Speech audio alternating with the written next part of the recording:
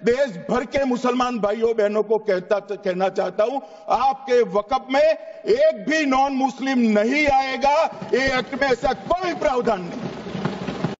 আসসালামু আলাইকুম রহমতুল্লাহ বারাকাতুহু। বিশেষ করে ইন্ডিয়ার জন্য ভিডিওটা, যারা ওয়াকফ বিলের সমর্থন করেন তারা এখনও ওয়াকফ বিল সম্পর্কে আপনাদের সে অভিজ্ঞতা নেই এবং জানাও নেই। ইতিপূর্বে সোশ্যাল মিডিয়াতে আমাদের মমতাজুল করিম সাহেবে এর ব্যাপারে খুব সুন্দরভাবে উপস্থাপন করছেন। ওনার ভিডিওটা যদি আপনারা দেখতেন তাহলে কখনও ওয়াকফ বিলের সমর্থন করতেন না। তো যারা এখনও ঘুমের মধ্যে আছেন জাগ্রত হন, কারণ মুসলিম এভাবে ঘুমায় থাকে না, আর ঘুমানোর জন্য দুনিয়াতে আসে নাই, আল্লাহর ইবাদত করার জন্য আসছে। এই যে অমিত শাহ স্বরাষ্ট্রমন্ত্রী, যে অমিত শাহ ইন্ডিয়ার, সে যে বিল ফাঁসের জন্য যে উপস্থাপন করছে ওয়াকফ বিলের, যে 288 ভোট পাইছে এটার পক্ষে আর 232 ভোট পাইছে এটার বিপক্ষে, এই বিল না পাস না হওয়ার বিপক্ষে। তাহলে অমিত শাহ বলছিল যে মুসলমানদের সাথে মানে অমুসলিম কেউ কখনো একত্রতা করবে না। যে একত্রতা যদি না করেই থাকে তাহলে 232টা ভোট সংসদে কীভাবে হয়? যারা প্রত্যেকটা দেশের নেতা, তাহলে 56 ভোটের ব্যবধানে তারা এই বিল পাস করে নিয়েছে নিজেদের বাহুবলে ক্ষমতা, এবং তাদের থেকেও তো কিছু লোক এখানে না করছে, ওয়াকফ বিল পাসের ব্যাপারে নাকচ করছে। যাই হোক, এটা হলো মুসলমানদের ওয়াকফকৃত সম্পত্তিগুলো দখল করে নেওয়া।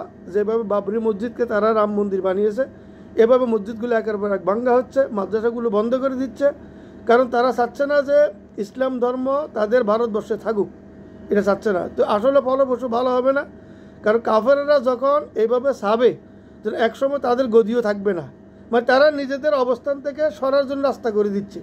কারণ মুসলমান যখনই তাদের ইমান আমলের উপর পুনরায় ফিরে আসবে, যখন একত্র হবে, তখন দেখবেন কাফেরদের অস্তিত্ব থাকবে না। কারণ একজন মুসলিম 10 জন কাফেরকে হজম করতে পারে, একজন মুসলিম 100 জন কাফেরকে হজম করতে পারে। একজন মুসলিম যদি আসলি মুসলিম হয়, তো মুসলিম একটা সমুদ্রের ফেনার মতো হয়ে গেছে, যার ধরুন এখন কাফেরদেরকে ভয় করে। আমি মুসলিম নারীদেরকে বলবো, যদি কাফেরদের কেউ, হিন্দু সম্প্রদায়ের কেউ বা বিজিবির যদি কেউ, হিন্দু সম্প্রদায় তো অনেকে আছে এই বিজিবির এই ওয়াকফ বিলকে নাকচ করছে, অনেক দল আছে, আমাদের কাছে অনেক তথ্য আসছে। তো মুসলিম নারীদেরকে বলবো, যদি আপনাদের উপর কোনো ইফটিজিং আসে, কোনো দর্শনের কোনো কিছু আসে, সাথে সাথে লজ্জাস্থান কাটিয়ে দিবেন, একদম সাথে সাথে পঙ্গু বা নামরদ বাড়া দিবেন। কারণ এগুলো হলো নামরদের জাত, একে নামরদ বাড়া দিতে হবে। এদের পুরুষেরা যখন নামরদ দিয়ে যাবে, মহিলা তখন আওয়াজ করবে না, আস্তে আস্তে তাদের শক্তি কমিয়ে আসবে। আপনি মরেন বাঁচেন, আপনি যখন দর্শন শিকার হবে সাথে সাথে কাটিয়ে দিতে হবে, দেরি করবেন না, নিজে বিচার হাতে তুলে নেবেন একদম। আল্লাহ কাফেরদের প্রতি ধ্বংস করুক, লানত বর্ষিত হোক। কাফেররা আল্লাহর জমিনে কর দিয়ে বসবাস করার কথা, আর ওই জায়গার মধ্যে স্বাধীনভাবে বসবাস করার পরও জমিনটা যাদের, অর্থাৎ জমিন হবে সবসময় মুমিনদের, জমিনটা যাদের তাদের থেকে তাও নিয়ে যেতে যাচ্ছে।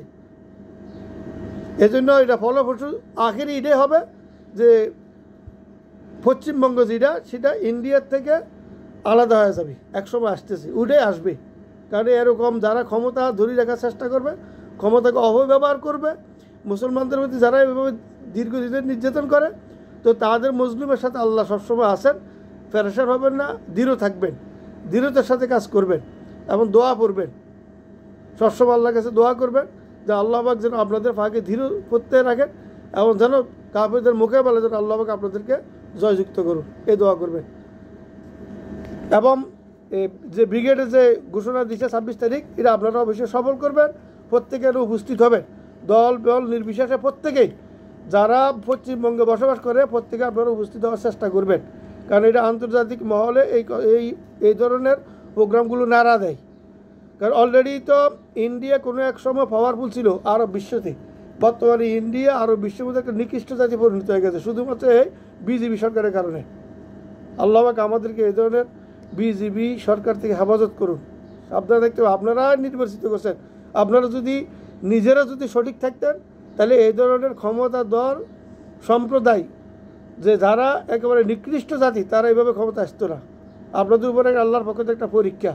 তো এই হিসাব করে আপনারা সামনের দিকে ওই রকম লোক যাচাই বাছাই করে দাঁড় করাবেন। আসসালাম।